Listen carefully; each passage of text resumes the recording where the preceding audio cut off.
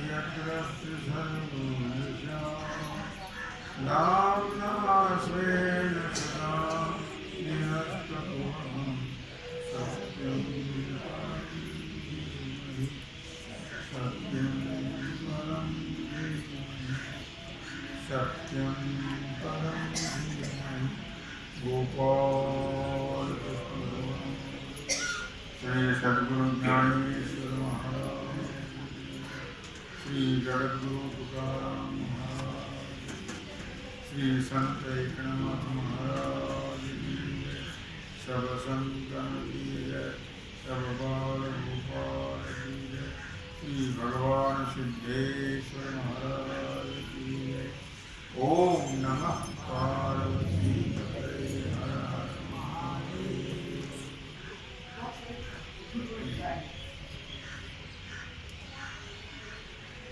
जिहि सकळ भूतांच्या हिती,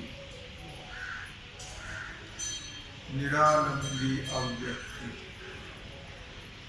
पसरलिया अशक्ती भक्तिविण। अव्यक्त ब्रह्मामध्ये भगवान सिद्धेश्वराच्या समुपस्थितीत श्री रुक्मिणी पांडुरंगाच्या चरणाजवळ बसून श्री सद्गुरु ज्ञानेश्वर महाराज, श्री जगद्गुरु तुकाराम महाराज, श्री संत एकनाथ महाराज यांच्या चरण सानिध्यामध्ये आपण सर्वजण मिळून महान ग्रंथराज ज्ञानेश्वरीच्या 12व्या अध्यायाच्या 60व्या ओळीचा विचार करतो आहोत। विषय आहे निर्गुण ब्रह्म उपासक। तेव्हा अव्यक्त ब्रह्मामध्ये ज्याचं अंतःकरण आसक्त झालेलं आहे, अव्यक्त म्हणजे निर्गुण निराकार, अशा त्यांना क्लेश, दुःख सगुण उपासकापेक्षा खूपच जास्त त्रास भोगवतो। कारण निर्गुण उपासना ही सहजासहजी होत नाही, सगुण उपासना ही सहज होते। कारण व्यक्त देहावर अभिमान ठेवणाऱ्या व देहच मी असं म्हणणारे जे किंवा समजणारे जे आहे, अशा लोकांना अव्यक्त ब्रह्मरूप गती जी आहे ती फार मोठ्या कष्टाने प्राप्त होते। म्हणून माऊली म्हणतात, जिहि सकळ भूतांच्या हिती,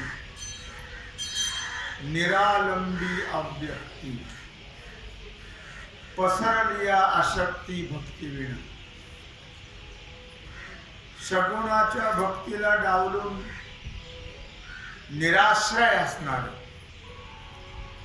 निराश्रय याचा अर्थ दुसऱ्या कोणाचाही आश्रय न घेणार, दुसऱ्या कोणाच्याही आश्रयाची ज्याला गरज नाही त्याला निराश्रय म्हणतात। तेव्हा निराश्रय असणारं सगुण ब्रह्म, निर्गुण ब्रह्म आणि त्या निर्गुण मूर्तिमंत असं सर्व प्राण्याचं हित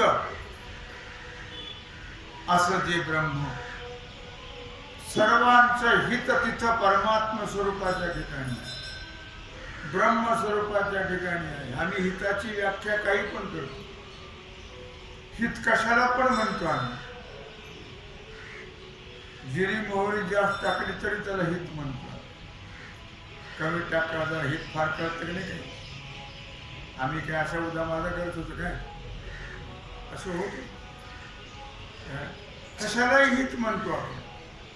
हित नाही ठावे जननी जनका, दाविला लौकिकाचारती। हित फक्त संतांना सद्गुरूंना कळतं, बाकी हित कुणालाच कळत नाही। त्याची माझी हित करीती सकळ, जेणे हा गोपाळ कृपा करी। हित, हित म्हणजे परमात्म स्वरूप, ते जीवाचं खरं हित आहे। ते हित कळतच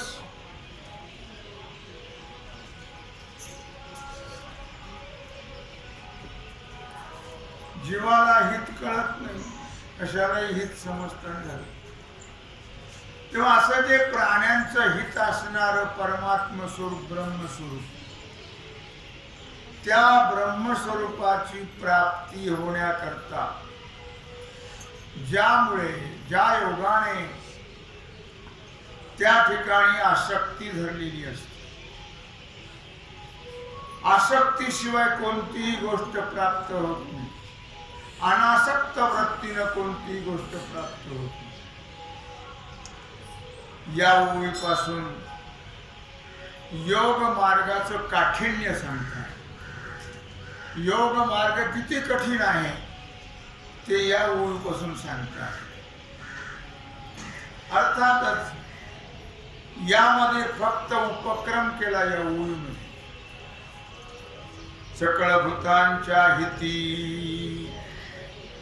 निरालंब अव्यक्ती, सर्व प्राणी मात्रांचं सर्व भूतमात्रांचं हित कुठं असेल तर अव्यक्त निरालंब निराश्रय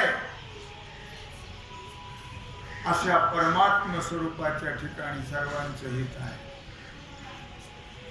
बाकी संसार हा हित संसारात हित नाहीच.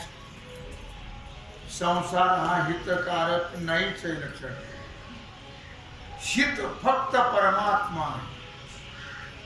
तो परमात्मा जर आपल्याला साध्य झाला तर मग मात्र तुम्ही खरंच या मानव देहाला येऊन आपलं हित केलं असं.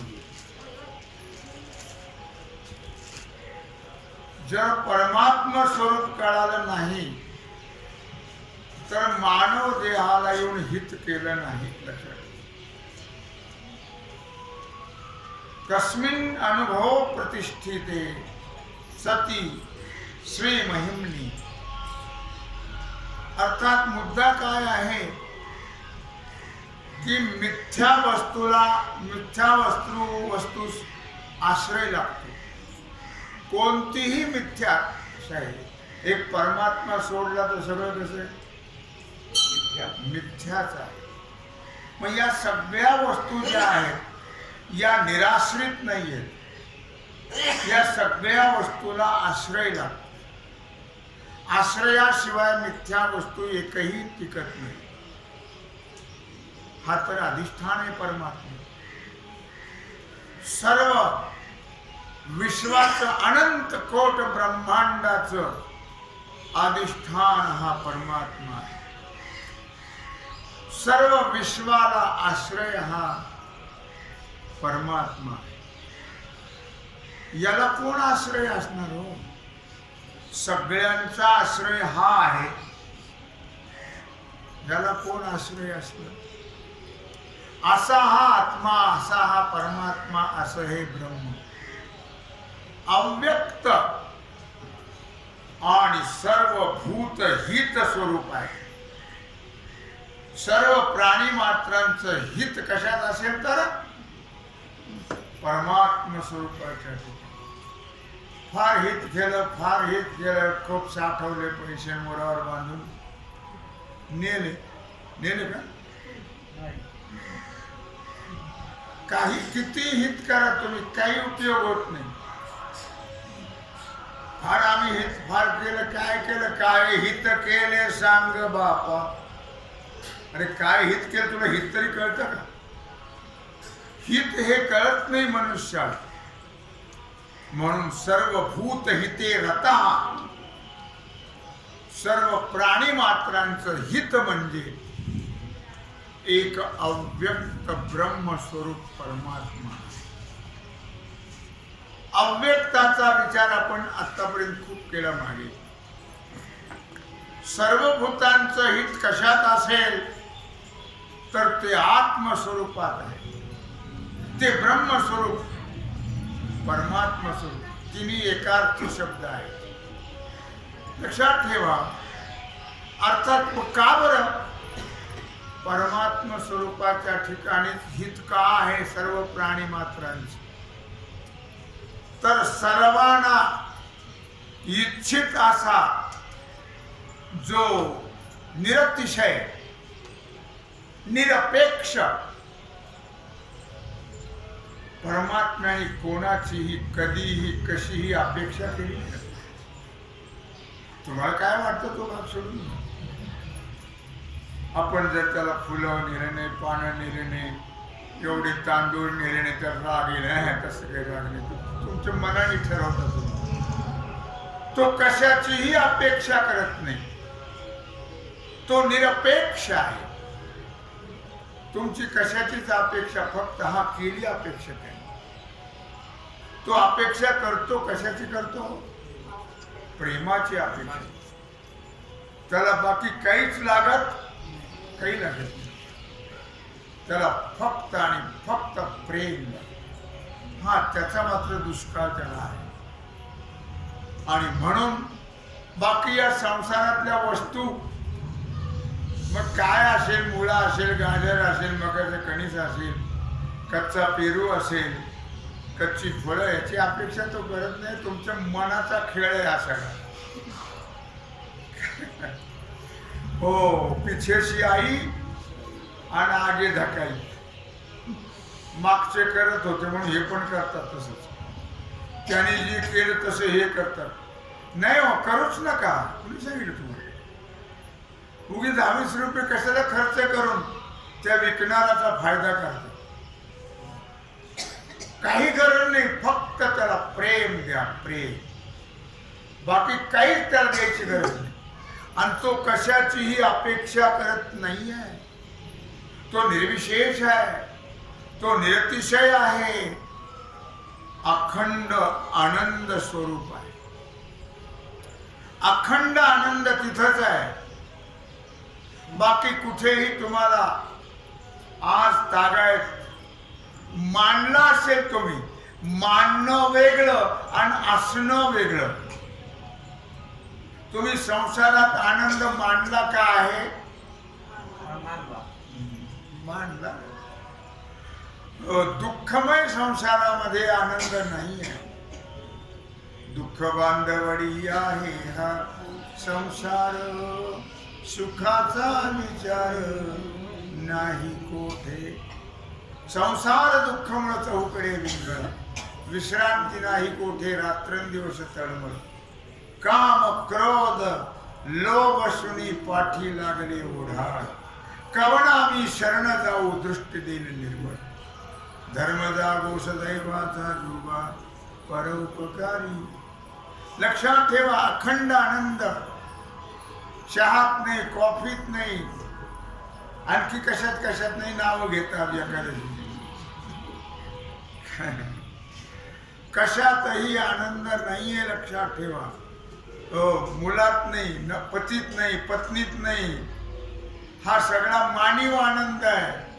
त्यांच्यात जर आनंद असतात तर कधीच बिघडलं, भांडणं कधी झाली नसती. आनंद नाही आहे. मारून मुस्काटून आनंद प्रपंचात आणावा लागतो. आणि तोही क्षणभर टिकत नाही. लक्षात ठेवा. परमात्मा हा अखंड आनंद स्वरूप. अखंड हा अंगातिला आनंद. हा अंगातील आनंद आहे. अंगभूत स्वरूपभूत आनंद आहे. लक्षात ठेवा. सर्व सुखाचे आगर बाप रखुमा देवीवर. सर्व सुखाचं, सर्व आनंदाचं आगर नव्हे, सर्व सुख स्वरूप, सर्व आनंद स्वरूप परमात्मा आहे. नित्यानंदा पुढे आनंद तो कोण. विषय सुख बाई बापुडे ते क्षीण. जेथे न सरेची वैकुंठ सदन. शेषशाही त्रिकुट भुवनवो. नेघो म्हणून या त्यागी ती परवते. घेऊ संग सुख हरीच्या सांगाते. नित्यानंदापुढे आनंद तो कोण. विषय सुखबाई बापुडे ते क्षीण. नित्य आनंद स्वरूप परमात्मा आहे. लक्षात. रसो वैसा. हो, आनंद कोण आहे? हा आनंद कसा आहे? हा आनंद त्रिकाला बाधित आहे. संसारातला आनंद सेकंद मात्र टिकत नाही. नाही तर कसं टिकेल? पण परमात्मा स्वरूपाचा जो आनंद आहे हा त्रिकाला बाधित आहे. तिन्ही काली ज्याचा बाध होत नाही. पंचरसिकार म्हणतात विद्यारण्य स्वामी, तत्प्रेमात्मार्थमन्यत्र वैमन्यार्थमात्मनि अतस्तत्परमं तेन परमानंद आत्मनः. म्हणजे याचा अर्थ असा आहे की पुत्रादी अन्य पदार्थावर जे प्रेम असतं ते पुत्राकरता नसतंच. आत्मनस्तु कामाय सर्वं प्रियं भवति. हे सर्व आपल्याकरता असतं. परमात्म्याचं प्रेम परमात्म्याकरताच असतं आणि बाकीचं प्रेम आपल्याकरता असतं. कोणीही कोणावर प्रेम करण्या इतका उदार असतही नाही. कोणी नाही कोणावर प्रेम. तुमच्यावर फार प्रेम आहे माझ्या अहमदाबाद सगळ्यात दुनियाची. तुमच्यावर फार प्रेम आहे. कशाचं प्रेम आहे? काय थोडंसं बिघडलं की सांगूच का सगळं. तेव्हा अशा प्रकारे त्याकरता परमश्रेष्ठ परमात्मा आनंद स्वरूप आहे. त्यावरून आत्म्याचं परमानंदत्व सिद्ध झालं.